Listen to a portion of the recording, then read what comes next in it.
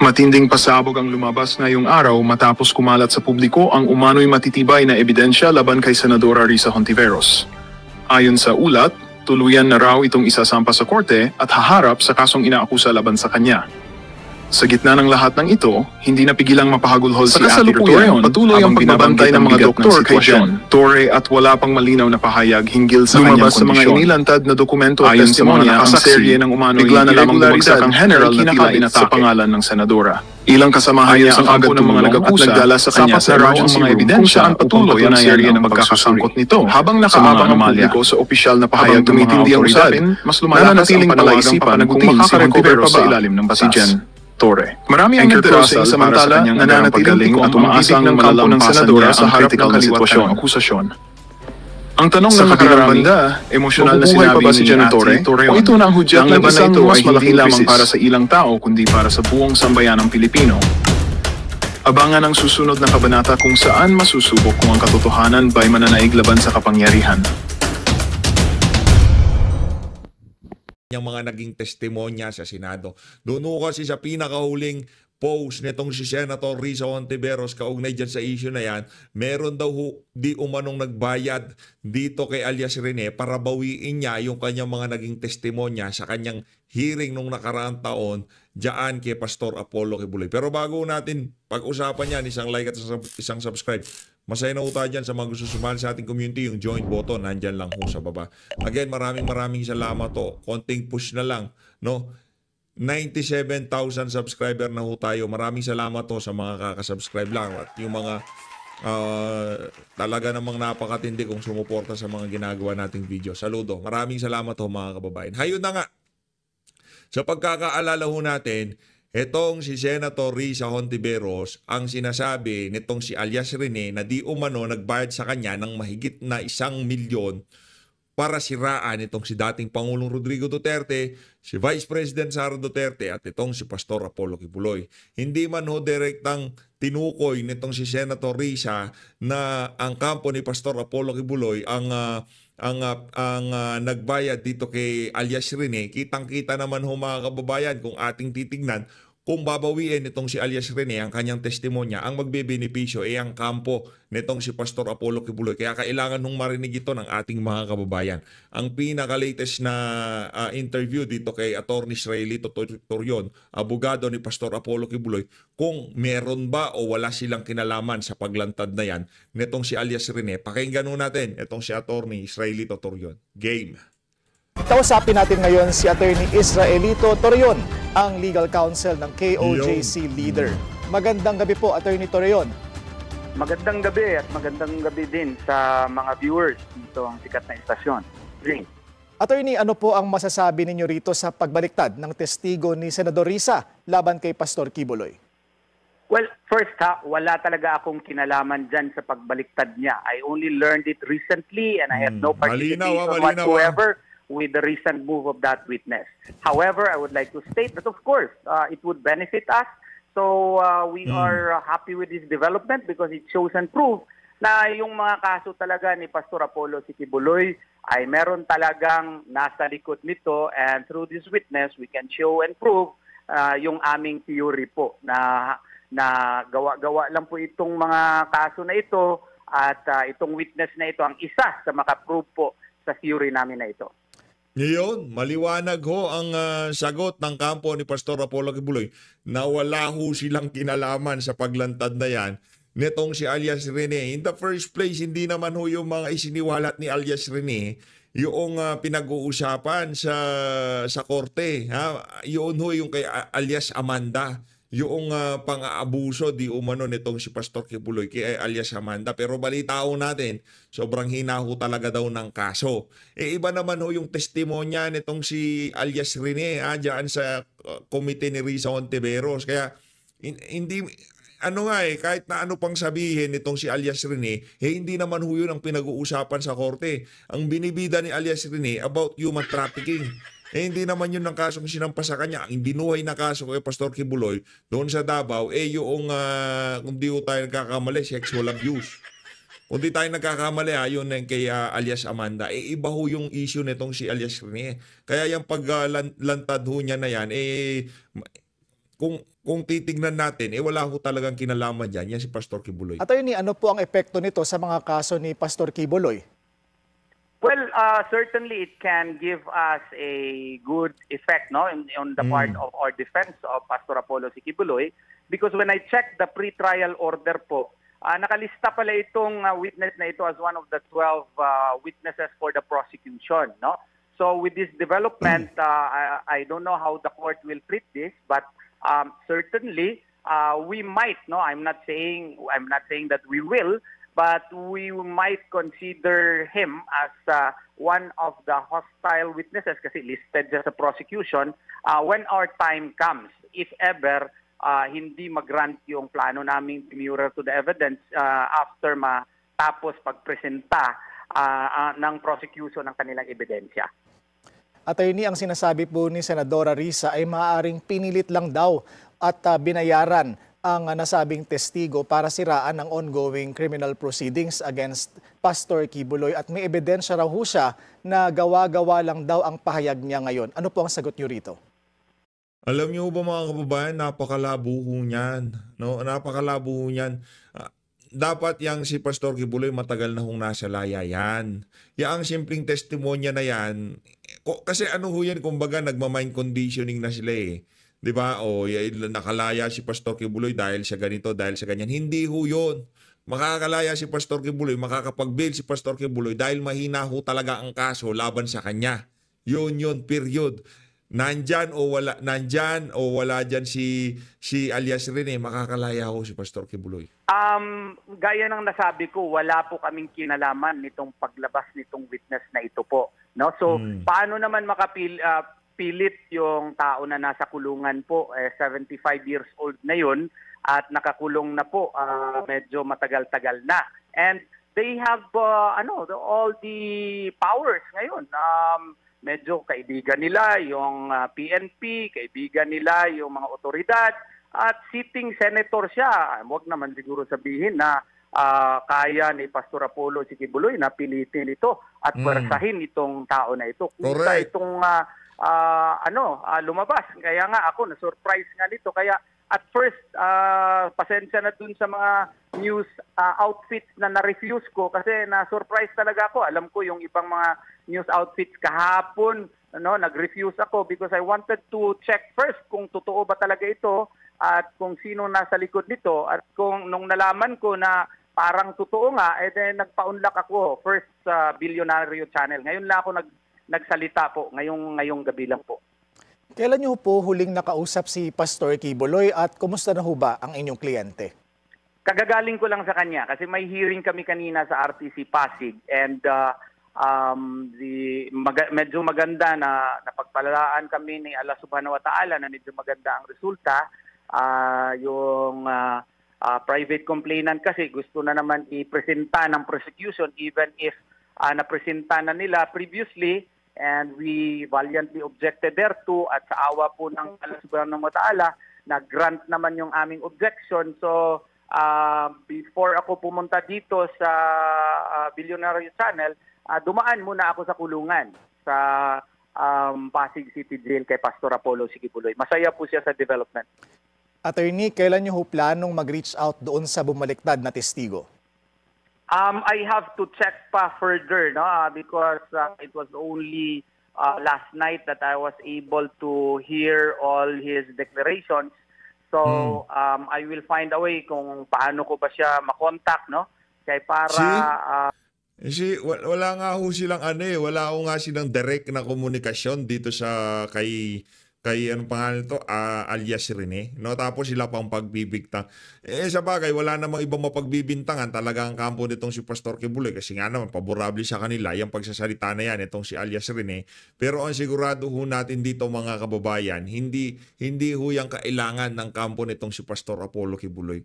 Ang paglantad niya na yan, makakatulong, sabi nitong si Attorney Israelito Torion para hindi lang dyan sa kaso nitong si Pastor Kibuloy, maging pagdating sa mga susunod na mangyayaring hearing diyan sa Senado kung sakaling magtanong si Risa at yung takbo ng pagtatanong niya inaayunan ng mga resource person, magtatanong-tanong na ho tayo mga kababayan. Mag-iisip-isip na tayo. At ito pa ho yan mga kababayan. Sa pagpasok, sa pag-uumpisa ng talagang bakbakan dyan sa impeachment trial ni BP Sara, bantayan ho natin yung mga resource person, yung mga witness na tatanungin itong si Risa Hontiveros. Kung sakali mang matuloy, kasi pagpasok ni Senator Rodante Marcoleta dyan, tablado yung impeachment court na yan dito kay Senator Marcoleta. Yan ang sinisigurado natin. Ganito lang ho yan mga kababayan, napakasimple lang ho yan. Kung sakaling mag-umpisa ang impeachment trial nitong si Vice President Sara Duterte at nakita ho natin na yung tinatanong ni Risa Hontiveros, talaga namang palong-palo siyang sakyan yung trip ni Risa, mag-isip-isip na ho tayo. Malamang sa malamang, tanungin na ho natin siya. Magkikita ba kayo ni Risa pagkatapos ng impeachment?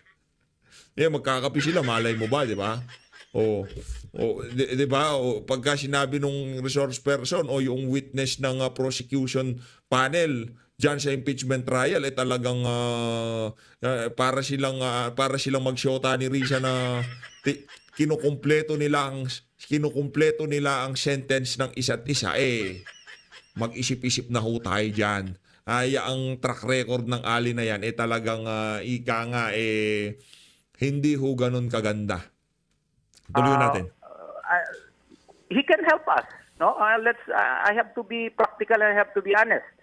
With his declarations, explosive declarations, he can help us. But I have to check also the veracity of his declarations.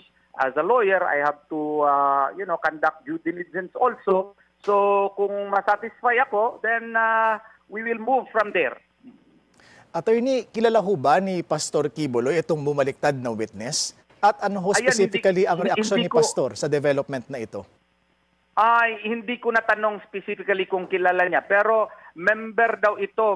Nung nag-inquire ako doon na kagabi, nagtanong-tanong ako, member daw talaga ito. Pero sa Glory... Grabe naman tong si Attorney Shriley Tutorion. Talagang pinagtanong-tanong pa niya. Di ba? Wala ho sila, di ho nila alam yung whereabouts ng mama, di ho nila kung sinong handler niya ngayong mga panahon na to, di ba? Kung saan siya nakatuloy. Kumalat lang ho talaga sa mundo ng social media yung yung video. Nakita natin nakita natin yan sa FB. Hinanap ho natin. Nung nakita natin, naku, malaking problema ito laban para dito kay Risa Hontiveros. Ayun na nga ho mga kababayan. Sunod-sunod na ho. Nag-viral na ho lahat ng posts kaugnay dito kay kay alias Rene pagkatapos ng pagkaka-upload na yun sa FB. Kaya naman bantay ho tayo dito kay Risa Hontiveros. Masyado hong mapanganib itong Ali na to. Mountain ata ito siya na assign noon. Kaya nga nagtaka sila bakit doon sa testimonya na nagsabi daw na naka-assign daw siya sa SMNI, hindi ito na-assign sa SMNI before and na-confirm ko yan. Wala siya sa listahan ng mga empleyado ng SMNI. So, maganda ito para mapalakas natin yung ating CUP na itong kasong mga ifinail against kay Pastor Apollo Quiboloy ay produkto lamang ng hindi masyado magandang politika dito sa ating bansa. And for context, attorney, ito bang Glory Mountain ay yung main headquarters ng KOJC? Hindi. Yung Glory Mountain ito yung nasa bukid na magandang mga tanawin, na parang park siya na dinevelop po ni Pastor Apollo Quiboloy doon po sa Kalinan, Davao City, sa Tamayong po, doon sa mga taas-taas na po na parang nature park siya na napakaganda na parang nasa parang nasa langit ka or parang nasa Europe ka sa kaganda niya kasi mga gardens ang nandun, may mga lake at saka ibang mga magagandang natural na mga tanawin. Kumusta na po si Pastor Quiboloy in terms of his health, attorney? Ngayon, medyo in high spirit siya because of the development, especially kanina na nag-rule fairly yung korte na hindi na, kasi tapos na yung testimonya nung private complainant, wala talagang rason bakit isalang na naman siya ulit. At saka with this development also, nung nalaman niya itong witness na nagsasabi na ngayon ng totoo, masaya po si Pastor Apollo Sikibuloy because these would all affirm his innocence of the charges filed against him. All right. Maraming salamat. Ayun na nga mga kababayan, yun ang pinaka-latest kaugnay dito sa kay alias Rene, no? Pinabulaanan ho ng kampo ni Pastor Apollo Kibuloy yung mga kumakalat na alingas-ngas sa social media na kung saan tinuturo ho yung mga trolls ng administrasyon tinuturo ho na kesyo ang kampo daw ni Pastor Apollo Kibuloy ang nagpakawala dito kay alias Rene. Dito naman ho tayo kay Atty. Trixie Cruz Angeles. Di ho natin napasadaan ho ito kanina kaya dito ho natin titirahin. Ito, kay Atty. Trix tayo. Lawyer. Oh, the lawyer. Okay, mayroong provision sa revised penal code na pinaparusahan ang mga nag-o-offer ng testimonya kung alam ninyo na hindi totoo to. Perjury, in short. Oo. Hindi, iba yung perjury. Iba pa yun? Perjury, yung tao na nagtestigo. Yung tao na nag-offer, mayroon din. Parang bribe and the bribe taker and bribe giver. Parang ganon. So, kunwari, ginamit yung testimony niya ng isang senador para i-offer sa publiko, i-offer sa Office of the Ombudsman or whatever. Alam nila na hindi totoo, then may parusa yun. Isa yun. Isa yan. Tapos, of course, perjury naman on the part of the witness. So, kasi dalawa na yung statement niya. Yung original, yung second. Yan. Hindi sila magkatugma. So, one of them is a lie. So, kahit paano, pero yung second statement, hindi pa siya under oath. Yung first statement, under oath siya. So, right now, wala pang crime. Okay. Unless, meron na siyang sworn statement at ito ay publicity na lang for that sworn statement. So, wala pang crime. Wala pang crime. Under Pero oath yung diba? isa, yung isa hindi Pero may chismis, di ba, na pakawala daw siya ni Kibuloy to distract the attention from the legal, Hindi kasi ako naniniwala sa distraction strategy because that works only for a short period and then lalabas na yung impormasyon na ganito yung nangyari. So, sandaling-sandali yan. Ang mas importante is, ginamit pa siya dun sa kaso ni Pastor. Pero buti na lang, wala na, adjourn ng Congress. Otherwise, may magja-jump na, investigate this, investigate that. But would they investigate a senator? Awas naman, kasi magkakawal Senate tsaka Pero House. correct. pero yung reason kung bakit bumaliktad pera. Oo. Yes, maliwanag naman sa kanyang narration. Hindi tinakot. Pera. Yes. So, may doon, kumbaga, creatively, parang ibang-iba yung diskarte niya. Di ba? Kasi yung iba, kay Leila de Lima, papatayin yung pamilya. Correct. May Ito, threat, may ito, oppression, may ano. Pero in this case, ang iniisip ko, I wonder if meron pa siyang hino-hold back. So, kasi hindi nga ito under oath. Tapos this was made in a video, ni-release sa social media. Hindi natin alam ano yung purpose. So, ako, magkakaroon siya ng komentary. Right now, we can comment on it. Pero ano yung value niya kung ilalabas yan ng ganyan lang? Ang value niya ay kung magtestigo siya sa hukuman. Or kunin siya uli at mag-testify sa legislature. Yun nga lang, magkakaroon ng ano yan? Ano yung purpose? At saka credibility. Credibility is one. The other is, kalaban mo na senador. So, ibang issue yan na nagwi-witness ka against a senator. Ito, Atty. Trixie, Naku, may tanong matindi lang po ho. ako. Like, Matindi ho yung mga na yan, yung mga kaganapan na yan. Kaya kailangan subaybayan natin itong issue na do you think po it's character assassination for our Senator Risa dahil sa impeachment kay VP Sara? I think ito naman siya. I think pagka pinapanood ko talaga tong na to, itong pinaka reporter na walang kapararakan kung makapagtanong. Assassination para kay Risa dahil sa impeachment ni VP. Character assassination, ganon. Anak ng tokwa, madam. Wala akong kinalaman ng impeachment dito. Issue ito ni Pastor Kibuloy. Si Risa, kahit hindi na ho siya siraan, sira na ho yung ali na yan. Pagpasok pa lang ho niya sa Senado, higa nga, ang pagkapanalo niyan, malamang sa malamang, ginamitan ho yan ng focus noong 2022 dahil 2022 election pa lang, matindi-tinding dayaan na ho ang nangyari dyan. Ang pagkakapanalo ni Risa Hontiveros, meron nung ibig sabihin yan. Kitang-kita naman ng mga kababayan kung gaano ho siya kalapit sa pamilya Marcos. Kung di ho tayo nagkakamali, kapatid niya ba binigyan ng pwesto? Kapatid niya ba? Hindi ko nakalimutan ko na, pero isa sa mga kapamilya ni Risa Hontiveros binigyan ho ng mataas na pwesto ng administrasyon ni Marcos Jr. Yun ho yun. Senator Risa dahil sa impeachment kay VP Sara.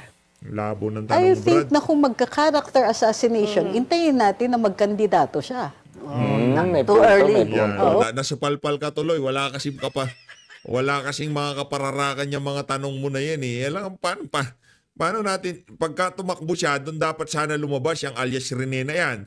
Sa panahon ng kampanya, yun ang pinakamagandang pagkakataon dahil wala na maraming investigasyon. Kumbaga, bakbakan na ho ng propaganda, ika nga. Kung magkakaroon man na matindi ang propaganda, ilalabas ho yan panahon ng kampanya. Isip-isip din. Kasi Isip-isip. kung impeachment lang, mas madali na Pero ma'am naman, It's a matter mga of tirahan votes. naman ngayon, maaga na naman nangyayari. I mean, hindi Bagay. naman hindi naman na siya hinihintay na natin campaign Ipilit mo, period. Brad, ipilit Kumbaga, mo. at this point, kasi si Risa ngayon yung Ipilit mo. isa sa pinaka high level ng side na yun, di ba? Mga High level si Risa, Brad, 3%. 3%. Ganito daw yung high level dito kay Boy, ganito daw yung high level kay Boy. Pakita ko lang yung high level sa kanya, ha. Hindi ko alam yung anong klaseng high level ang sinasabi nitong mama na to. Yan ang high level. Ayan ang high level para, hindi ko alam, anong tinutukoy niyang high level dyan. Ano yung high level na tinutukoy nitong si Boy? Yung 3% ni Risa, yan ang high level. Ang high level, si Leni Robredo, hindi si Risa Hontiveros. Ayusin ho natin yung mga facts natin. At least magbase ho tayo sa mga sa mga datos, sa mga survey na linalabas. Hindi yung tipong dahil pinklawan, dilawan ka, o bida-bida ka, 'di ba? High level. Pero one of the kanina, highest officials kasi senadora siya. Pero pero hindi sa high kanina level. si Senator Sherwin Gatchalian already announced that the Senate itself might sue that guy for perjury. perjury, pwede. The Senate has to be in session. Kasi naka-oath naka sa records of the Senate. So they can use that against the social media, niya. Yung against the witness. Yeah. Yeah. Oo naman, pwede naman, but they will Let's talk they about have to be impact. not adjourned. Let's talk about impact. Ano impact nito kay Miss Senator Risa Hontiveros na may lumabas na ganito? Yan. Credibility. Does it fly? Does it may Kung traction to? napanood ko si Attorney Ferdinand Topacio sa Si social Attorney media, Ferdy, na-interview siya, sabi niya, may dalaw siyang personal experiences kay Senator Hontiveros na ganyan ding sistema na yung witness ay nag-turn around din. So, bahala ng publiko kung mag-judge sa kasi may sinasabing isa, may iba naman sinasabi ni kabila. Kayo, attorney? Well, may impact yung sinabi ni Attorney Ferdy kasi tatlo formally yung isa, I forget the other one. Tapos this is, kumbaga, pangatlo na ito. So, di ba, ano yung one, it's a fluke. Two, it's a coincidence. Three, sinasadya na yan. Style. Oo. It's a style. Track record. Track record na yan. That's one. The other is, it took her a while to answer. Wala. So, may ano. Ay, may sagot. May sagot. Ano yung sagot? To be fair, meron meron. naman. Ano yung sagot? Sige, ano yung Pero sagot? Denial lang. Chismis muna ako. Bare Ano, denial. what's the tea? Wala si chismis Kay ate tayo, kay madam tayo. Ay, in-announce ni Ferdy Topacio, siya ang spokesman. Official defense, spokesperson ni VP Sara sa impeachment for the PDP laban. For May PDP. mga ganun si Mami Chu. Hindi ko Hindi chismis announcement. Sandali. Pasabugin mo na lang natin yung next na laban. Sam. Nako, yan na nga ho ba sinasabi natin? Kaya dapat ho talaga itong si Risa, itigilan niya na ho itong mga ganitong klaseng galawan niya. Dahil lalabas at lalabas ang katotohanan. Malalaman at malalaman ng sambayanan kung anong kabalbalan ang pinagagawa niya dyan sa Senado. Isipin ganit, ang pinakamasakit ho kasi dito, mantakin nyo, pera ng sambayanan. Yaang Magandang balita ang hatid namin sa inyo ngayong araw. Sa pagtatapos ng aming balitaan, nagbigay kami ng mga mahalagang impormasyon. Maraming salamat sa pagtutok at pagsuporta sa aming programa. Huwag kalimutang manatili sa mga susunod na araw para sa mga bagong balita at mga kwento na dapat nating abangan. Mula sa Boses ng Masa, magandang araw Pilipinas!